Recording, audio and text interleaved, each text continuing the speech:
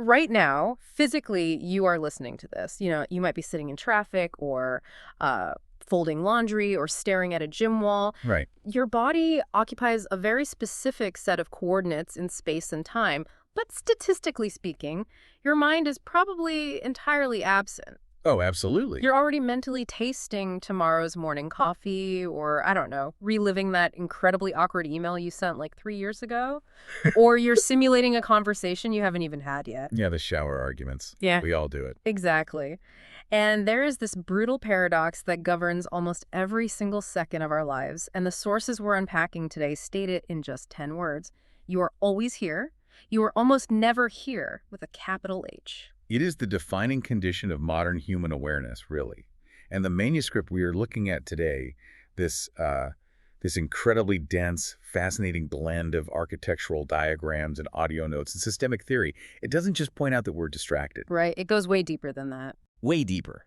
It maps exactly how and why we build these escape hatches from our own lives. And more importantly, it gives us the literal mathematics of how to close them. Which brings us to a very, very strange formatting glitch in this text. I mean, you read the first 31 chapters of this manuscript, right? And you're taking notes, you're absorbing all this theory about psychology and systems. Yeah, building up your knowledge base. Right. You finish chapter 31. Your brain is perfectly primed to turn the page and start chapter 32. But you turn the page, and instead of a 32, you're staring at this massive, solitary Roman numeral I.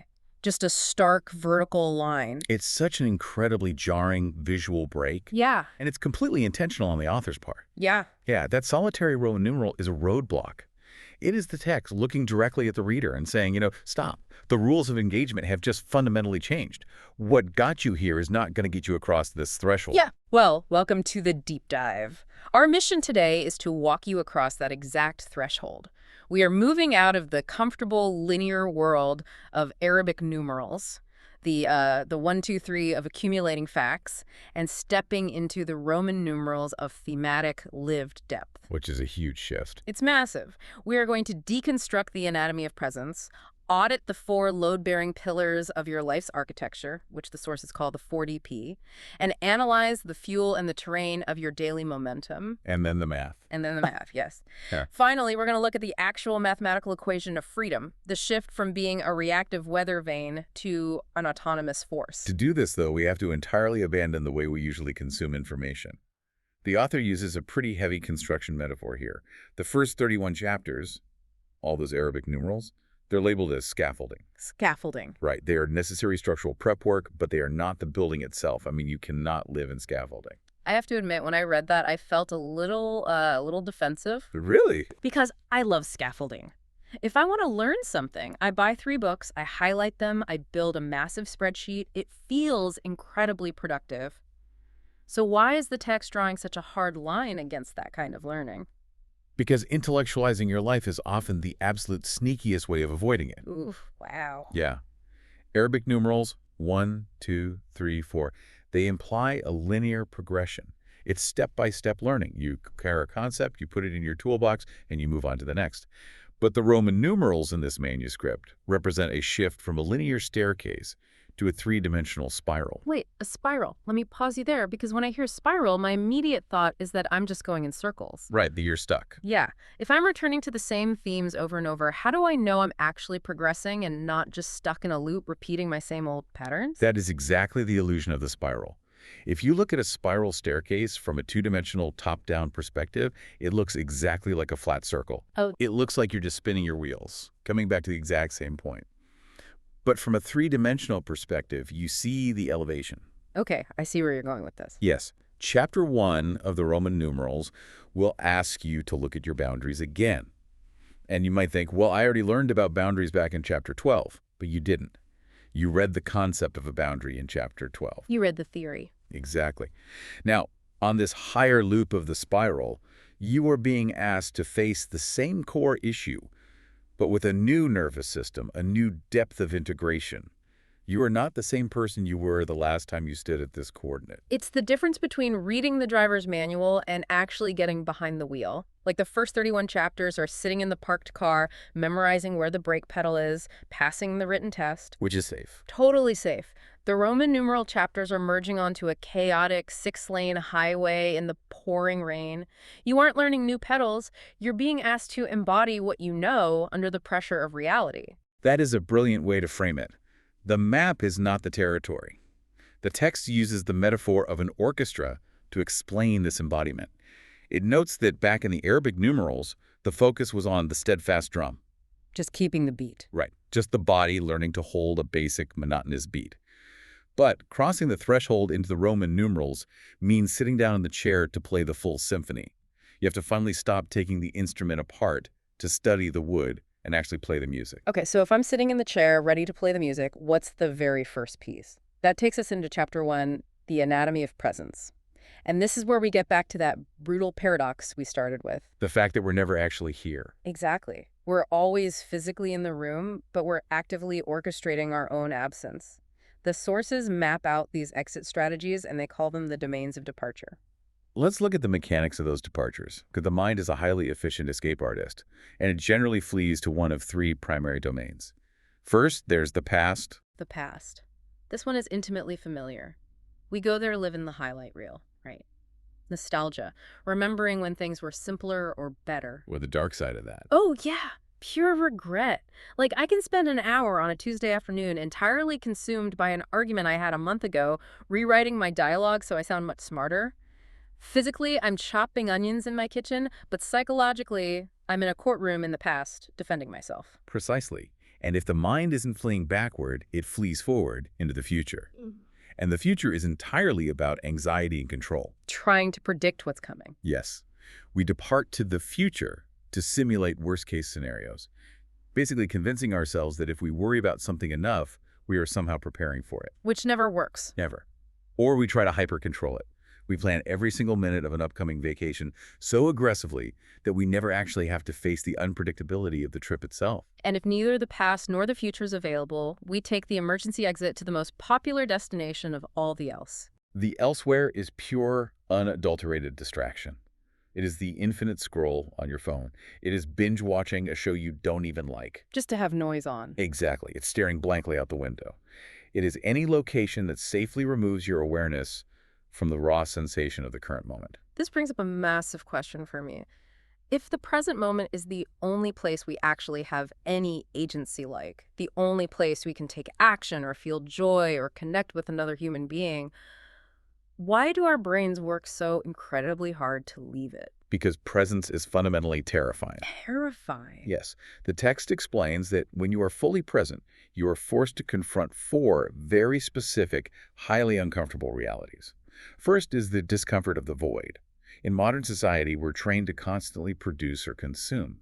If you just sit in true presence, there's a void. There's an anxiety of not doing. Oh man, I feel that physically. If I have 5 minutes of downtime, my hand automatically reaches for my phone before my brain even registers the command. It's like I physically cannot tolerate the quiet. Exactly.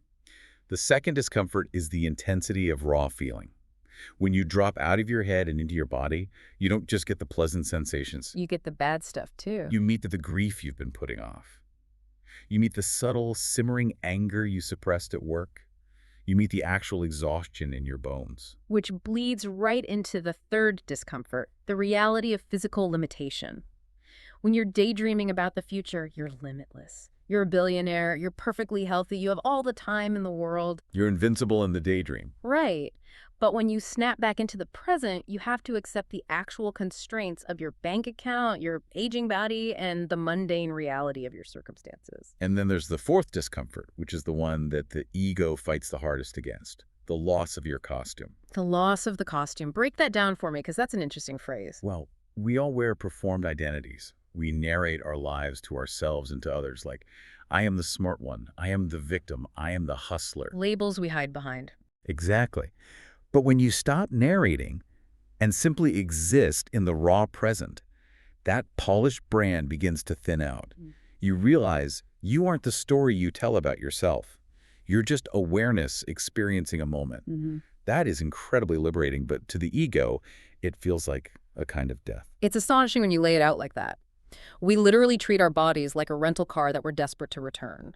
We hover just above the driver's seat, letting the autopilot handle the actual steering while we, I don't know, look at our phones in the passenger seat. It's a great analogy. But I do want to highlight something from the expert audio notes that I found profoundly reassuring.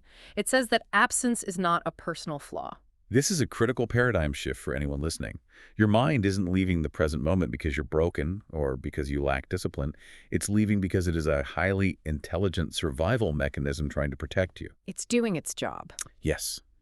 It senses an overwhelming sensory or emotional input, and it pulls the eject lever to keep the system from crashing. So true presence isn't about brute forcing your way through the discomfort. It isn't about white-knuckling your steering wheel and screaming at yourself to focus. No, not at all. True presence is about understanding the architecture of your leaving. It's catching yourself in the act of departing, but doing so with immense curiosity rather than shame. Oh, It's noticing your hand reaching for the phone and asking gently, what feeling just entered the room that I am trying to escape? the sources use this incredibly gritty example of a subway commute to illustrate what it looks like to cross this threshold. Before integration, before you start working in these Roman numerals, the subway commute is pure survival. To get through it. Yeah.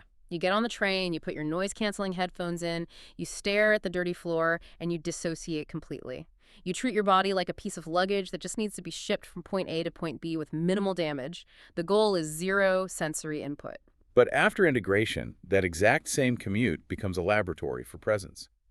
The text insists that you do not need a silent mountaintop or a luxury meditation retreat to find non-dual awareness. Which is such a relief. It really is. The noise of the train, the flickering fluorescent lights, the press of the crowd, you don't block them out. You let them exist. You find the stillness inside the chaos, rather than trying to manufacture an artificial quiet.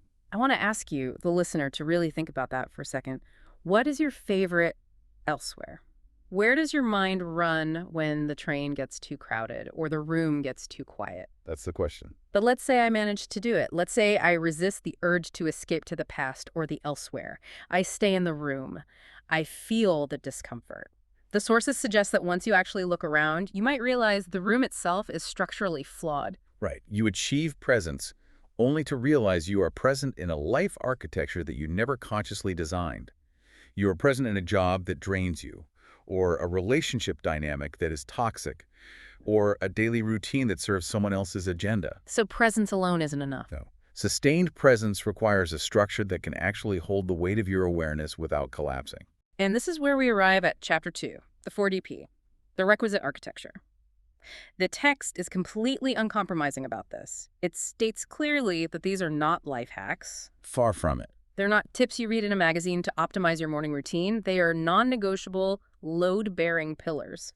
If you remove even one of them, the entire house of your life collapses. The 4 pillars are target, truth, totally, and title. Let's deconstruct these meticulously, because the nuances here are where people usually fail. Pillar 1 is target. On the surface, this sounds like standard goal setting, but the text makes a vital distinction. It advocates for flexible goals, not rigid plans. What's the mechanical difference between a goal and a plan in this framework? A plan is an attachment to a specific trajectory. A plan says, I must graduate by 22, get this exact promotion by 25, and buy a house by 30. And if that doesn't happen, If the economy shifts, or you change your mind, the plan breaks, and you feel like a massive failure. The text uses the analogy of an archer. The target is the mark on the horizon, but the path the arrow takes to get there depends entirely on the wind, the humidity, the distance, and the angle of release. okay. A flexible goal says, my target is financial independence, or my target is a healthy partnership. You lock onto the target, but you allow the trajectory to adjust as the environment changes. Okay, that makes sense. So I have my target. Pillar 2 is truth. Radical self-honesty. This means seeing the map exactly as it is, not as you wish it was, and not as society tells you it should be. Without any filters. Right. It means noticing all the subtle little ways you dodge, rationalize, or sugarcoat your own reality. Truth is the bedrock. I mean, you can have the best target in the world, but if you lie to yourself about your starting coordinates, no GPS can calculate the route. The sources use a brilliant metaphor to explain how target and truth interact, and what happens when you isolate them. Imagine you have truth, but absolutely no target. You're standing at the edge of a cliff, looking down at jagged rocks. A terrifying place to be. Very. And you're being completely honest about how dangerous and miserable the situation is. You aren't sugarcoating the rocks. But because you have no target, no aim, no direction out of there, you just sit by the cliff edge and cry about it. It's hyper-aware, aimless wallowing. We see this constantly in modern culture. People Yeah. who are incredibly articulate about their trauma, highly educated about the systemic issues holding them back, completely truthful about the cliff they're on, but they have no target. So they just stay there. Exactly. Their truth just paralyzes them. Yeah. Now flip it. Imagine you have a massive target, but absolutely no truth. You are aiming for a beautiful, majestic mountain peak. You have your hiking boots on. You are highly motivated. What? But because you refuse to look at the actual map, because you lack truth, you don't realize that Mountain Peak doesn't exist in the reality you are currently standing in. Or you don't realize you have a broken ankle. You are marching confidently toward pure delusion. I love the analogy of a ship's gyroscope for truth without a target. The gyroscope is spinning perfectly. The ship knows exactly its pitch, its yaw, its location on the ocean, total truth. But no rudder. Exactly. If the ship has no rudder, no target, it doesn't matter how perfectly it understands its location, it's just going to drift until it starves or sinks. That's a fantastic mechanical way to look at it. Truth tells you where you are, target tells you where to steer. Which brings us to pillar 3. Totally. The text uses a very dense academic term here, dimensional homonymy, which you need to translate immediately. What does that actually look like in my daily life? Dimensional homonymy essentially means alignment across all planes of your existence. It means being all in versus hedging your bets. Are you totally committed, or do you have one foot out the door holding on to a backup plan? Oh, wow. When you say yes to a target, is your mind saying yes while your body is bracing for impact and your calendar is reflecting something else entirely? To do something totally means the physical, emotional, and practical dimensions of your life are all spelling the exact same word. I'm going to play devil's advocate here because this sounds like a bit of a trap. Can't I just be totally committed to my target and just ignore the truth for a while? In what way? Like, I'm going to put my head down, ignore the naysayers, ignore my own exhaustion, and just grind until I force the universe to yield. Isn't that what we celebrate as modern hustle culture? Blind faith. It is what we celebrate, and it is exactly why the modern nervous system is collapsing. Is it? Oh, completely. The text systematically dismantles this. If you are totally committed to a target, but you lack the truth about your own biological capacity, your burnout limits, or the actual reality of your market, you are not demonstrating faith. You are demonstrating willful ignorance. That's a sharp distinction. You are sprinting through a literal minefield, blindfolded, because you've convinced yourself that looking at the ground means you lack belief. Truth is the only thing that allows your total commitment to be effective rather than self-destructive. Wow. Sprinting through a minefield blindfolded, that is hauntingly accurate. Let's look at the final pillar. Title. The concept of noun ships. This one broke my brain a little bit. It's about the identity you've named yourself into. Yes. Human beings love nouns. We love to take a fluid, temporary experience and lock it into a permanent identity. Give me an example. The mechanism of a noun ship is how you use language to literally alter your biology. If you walk around saying, I am an anxious person, you have claimed a noun ship. You have taken the emotion of anxiety, which is just weather passing through your nervous system, and you've built a house out of it. We've made it permanent. You've made it your permanent title. Your brain hears that title and said, understood, we are an anxious person. I will now filter all reality to confirm this identity. So how do we fix that? How do we hold a title lightly? By shifting from a fixed noun to a fluid state. Instead of I am an anxious person, the truthful title is I am experiencing a high anxiety mode right now. It's a passing state. Exactly. You name the truth of the moment without turning it into a permanent cage. It allows the anxiety to move through you rather than defining you. So we have target, truth, totally, title. The manuscript introduces a linguistic loop here called Rule 3, which summarizes how they interact. Targeting totally truthful titles. They are mutually constitutive. You literally cannot isolate them. Right. If you try to hold a title, let's say I am a writer, but you aren't totally committed to the target of finishing a book, and you aren't truthful about the fact that you spend 4 hours a day on social media instead of typing. Then the title is a lie. The title is a lie. The 40P structure collapses. There is a brilliant diagnostic tool in the audio notes for testing the integrity of your 40P, specifically your truth. It's called the Wise Parent Test. Let's say you catch yourself making an excuse. You say, I just don't have time to work out today. The instruction is to step back and treat yourself like a wise, compassionate parent talking to a 7-year-old who is faking a stomachache to get out of going to school. It's highly effective because a wise parent doesn't shame the child, but they also don't buy the lie.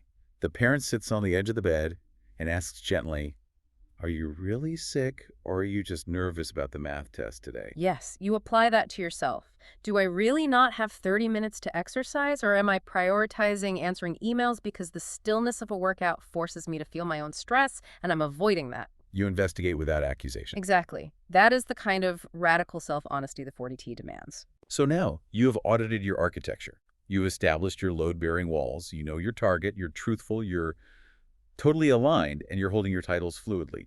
But a house is just a structure. It doesn't do anything on its own. Right. Even the most perfectly designed, architecturally sound house won't power itself. You need electricity, a power grid. And that house has to be built on solid, fertile ground. You can't build a mansion in a swamp and expect it to thrive. This leads us directly into the next major concept in the deep dive: fuel and terrain. The manuscript uses two highly specific terms here: personalisms and environmentistics. Sounds like academic jargon, but the mechanics are intensely practical. Personalisms represent your internal fuel. They are the unique internal triads of energy that propel you forward. The text calls these the iterators, what you continuously bring to the table. Let's unpack these triads because they blew my mind. The text outlines 3 specific sequences of internal fuel. Let's look at the first one. Desire leading to drive, leading to direction. How exactly does desire convert into drive? Think of desire as the raw spark. It is pure, unformed energy. It is waking up and wanting something to change. But desire alone is useless. It's just heat. Right, it doesn't move the car. For desire to be useful, it must biologically and psychologically convert into drive. Drive is the engine turning over. It is the friction that creates forward momentum. It is the willingness to wake up early, to endure discomfort, to put in the reps. But even drive isn't enough, is it? Because if I have massive desire and incredible drive, but no direction, I'm just doing donuts in the parking lot. Exactly. You are burning rubber and exhausting your engine without actually traveling anywhere. Direction is the steering wheel. It is the conscious application of your 40P target. So it all connects? Yes. When desire sparks drive, and drive is guided by direction, you have highly efficient internal fuel. The other triads function similarly: value leading to willingness, leading to worth, and purpose leading to scope, leading to service. I want to touch on that last one. Purpose leading to scope, leading to service. If my purpose is to help people, my scope is the boundary of how I do that. Maybe I am a teacher, not a doctor. And the service is the actual execution. If my scope is too wide, my engine floods, I try to save the whole world and end up helping nobody. Precisely. Those are your personalisms. That is your internal combustion engine. But you do not exist in a vacuum. Your internal fuel has to interact with the external world. That brings us to environmentistics, the external terrain. The text calls these the delineators because the environment literally delineates or draws boundaries around how your fuel is allowed to manifest. The text breaks this terrain down into 3 categories: location, wraps, and winces. Location is obvious: your physical city, your house, your actual coordinates. But wraps are fascinating. Wraps are the people, the systemic structures, and the cultural norms that are wrapped around you. A wrap can be highly protective and insulating. A healthy marriage is a wrap. A supportive community that holds space for your growth is a wrap. But they can also be negative. Absolutely. Wraps can be constrictive and suffocating. A toxic corporate culture that demands 80-hour work weeks is a wrap. Inherited familial expectations about who you are supposed to be are wraps. And then there's the wince. I think this might be the most actionable takeaway in the entire manuscript. A wince is a micro discomfort. It is a tiny, almost imperceptible physical or emotional signal, a tightening in your chest, a clench in your jaw, a sudden drop in your stomach that signals something in your environment is misaligned with your truth. The tragedy is that we are actively trained by society to override our winces. We're taught that ignoring our internal alarm system is the definition of being polite or professional. The sources give a stunning real-world example of this. Imagine you are at work and your boss praises you in front of the whole team for being so responsible and reliable because you stayed until midnight fixing everyone else's mistakes. You smile, you say thank you, your colleagues clap. But internally, you wince, your stomach drops. Why? Because your nervous system knows the truth. It isn't a compliment. It is your environment praising you for your self-neglect. Gosh. Yeah, Your boss isn't admiring your drive. They're exploiting your lack of boundaries. The wince is your body's diagnostic tool telling you that the terrain is extracting fuel from you in a way that is fundamentally toxic. And this brings us to the core mathematical formula of this section. Personalisms multiplied by environmentistics equals momentum. Fuel times terrain equals momentum. It is a multiplier effect, which is vital to understand. It is not addition. If you have incredible internal fuel, you have massive desire, clear direction, deep purpose, you might rate your personalisms at a 10. But if your environmentistics, your wraps, your location are entirely toxic, they might be a 0. And 10 times 0 is 0. Exactly. Mathematically, 10 multiplied by 0 is 0. Your momentum completely stops. It's like having a Ferrari engine. You have a multi-million-dollar, highly tuned internal fuel system. You are revving the engine, you are ready to go. But your terrain, you are trying to drive that Ferrari through a literal swamp. The wraps are suffocating mud, the location is sinking water. It doesn't matter how hard you push the gas pedal. You aren't going to win a race. You are just going to burn out your engine and sink deeper into the mud. You have to change the terrain, not just rev the engine harder. To illustrate the catastrophic stakes of ignoring this formula, the source material actually pivots to a striking macro-level historical example. It analyzes World War II military strategy, specifically the failure of the Axis powers and Hitler's strategic collapse, as an objective failure of systems, a failure of both truth and terrain. The text frames this as a complete failure of what it calls empathic research. And we should clarify, it doesn't define empathic research as feeling sympathy or kindness for an enemy. It defines it as possessing the cold, hard humility to recognize an opponent's actual capacity, creativity, and strength. Exactly. The systemic collapse occurred because the strategy was built on an ideological illusion of supremacy and the myth of unilateral control. It explicitly violated the 40p pillar of truth. Because they refused to see the map as it was? Right. Because the system was running on the toxic fuel of supremacy, it refused to accurately map the environmentistics. It ignored the actual industrial capacity of the Allies, the vastness of the Russian winter, the resilience of the opposing forces. When a system ignores the reality of its terrain and lacks the truth to adjust its target, the architecture inevitably fractures under the weight of its own rigidity. It is a profound, terrifying demonstration of what happens when a system, whether it's a global military campaign or just a single human life, tries to force the terrain to yield to delusion. So whether you are trying to drive a Ferrari out of a swamp or trying to navigate a complex marriage, it all boils down to one absolute core question: who or what is actually driving? Who dictates the shape of the system? And this introduces the absolute heart, the mathematical metamechanic of this entire deep dive, Section 5, the position of 1. This is the unity operator, the math of freedom. Everything we have discussed so far, presence, 40p, fuel, terrain, it's all preparation for this singular shift. It is the transition from an old reactive operating system to a new autonomous one. Let's break this math down slowly because it is the key to the whole manuscript. The old system, the default mode for almost every human being on Earth, is called R1V, responsive one variable. Walk me through the mechanics of R1V. What is the 1 and what is the V? In any equation, the 1 is the constant. It is the solid, unmoving foundation. The V is the variable. It is the element that shifts and changes to accommodate the constant. In the R1V operating system, the external world, the room, your boss, your partner, society is the 1. The environment is the constant. And I am the variable. And you. Yeah. You are the V. You are the variable. So in R1V, I am a human weather vane. I walk into a meeting, and before I even speak, my nervous system unconsciously scans the room to figure out who I need to be to survive. I sense that my boss is in a bad mood, so I instantly shrink down and become hyper-agreeable. I go home, my partner is stressed, so I instantly shift to become the caretaker. My entire identity is constantly fluctuating to accommodate the terrain. It is a state of perpetual reactivity, and it is biologically exhausting. In R1V, you have no internal battery. You rely entirely on the external grid to validate your existence. You need the room to tell you that you are smart, that you are worthy, that you are safe. If the room disapproves, you crash because you have no internal constant holding you up. Which is why the system upgrade is so revolutionary. The new system is AV1, Autonomous Variable 1. You completely invert the architecture. You flip the equation. Now you are the constant. You are the 1 point anchored deeply in your 40p. You know your target, your truth. You are totally aligned, and your title is fluid but grounded. Because you are the constant, the external environment becomes the variable that you navigate. You stop being a weather vane, and you become a gravity source. The notation the text uses to explain this interaction is fascinating. It introduces 1 over logic, x over 1, and 1 over x. I need an Eli 5 explain.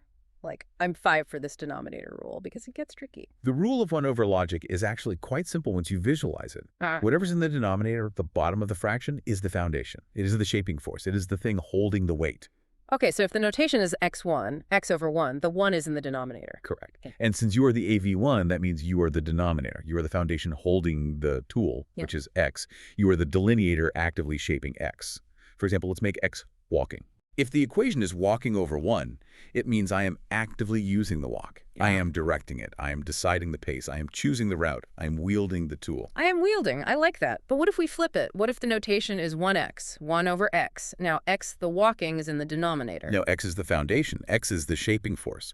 1 over walking means you are intentionally yielding to the act of walking. You stop directing it. You let the rhythm of your feet, the cadence of your breath, and the terrain of the trail shape your thoughts and regulate your nervous system. You let the walk hold you. You are yielding.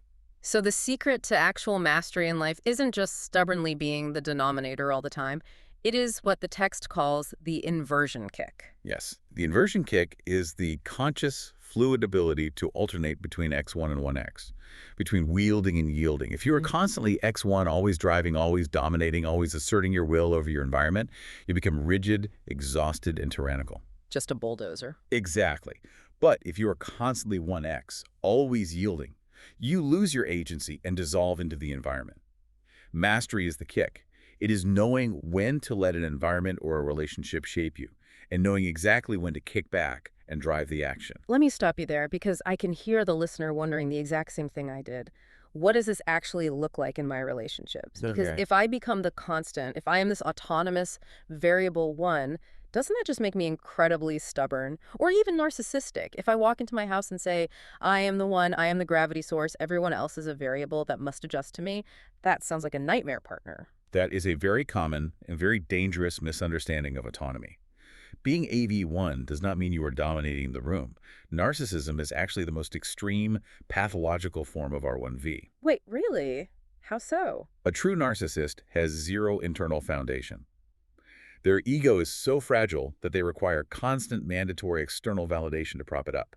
They force the environment to conform to them, precisely because they are completely dependent on the environment's reaction. That is a massive distinction. A narcissist is a weather vane that demands everyone else blow the wind in their direction. Exactly. AV1, true autonomy, means you are so deeply anchored in your own truth and target that you can engage with others without needing them to validate your existence, because you don't need them to prop you up. You can actually listen to them. You can yield to them -1x without fear of losing yourself. It creates genuine collaboration instead of anxious enmeshment. This makes so much sense when you look at the relational configurations the text maps out. Let's look at configuration 1. This is a household where one person is acting as a rigid 1 and forcing the partner to be the V. One person's mood, let's say they come home angry from work, dictates the entire ecosystem of the house. The other person tiptoes around, constantly adjusting their behavior, trying to manage the one's emotions. It is an inherently abusive or draining dynamic. Now look at configuration 2. Two R1Vs in a relationship. Both people are variables. Both are waiting for the other to set the tone. Both are terrified of taking up space, so they're constantly mirroring each other, trying to guess what the other wants. It's the classic, where do you want to eat? I don't know, where do you want to eat? Loop, but applied to major life decisions. Should we buy this house? I don't know, do you want to buy this house? It creates this paralyzing stalemate of mutual resentment because nobody is actually driving. There is no constant. Which brings us to configuration 3. Healthy AV1s. Two people who are internally anchored meeting in a shared space. They both know their individual 4DP, and because they're both solid, they can both yield to what the text beautifully calls the third. The third, the relationship itself becomes its own entity. Yes, the third is the shared mission, the shared values, the marriage itself. Both AV1s are serving the third, rather than one person serving the other person's ego. They use the inversion kick to pass the baton. Sometimes partner A drives X1 while partner B yields, and then they fluidly switch as the terrain demands. Yet as you read this, a massive light bulb goes off because you realize this mathematical formula isn't just about couples therapy. It scales. It is entirely fractal. And that brings us to the final section of our deep dive. Section 6, the meta-architecture. The exact same 1 over logic that applies to a single human mind applies to a global corporation. The position of 1 scales across every system. At the personal level, your core principles hold the 1. At the relational level, the third holds the 1. At the organizational level, the core mission holds the 1, not the CEO's ego, and not the panic of short-term quarterly market trends. And at the ecological level, biological balance and flow hold the 1. This is where the work becomes profound. The text argues that your personal evolution literally ripples outward and alters the fabric of reality.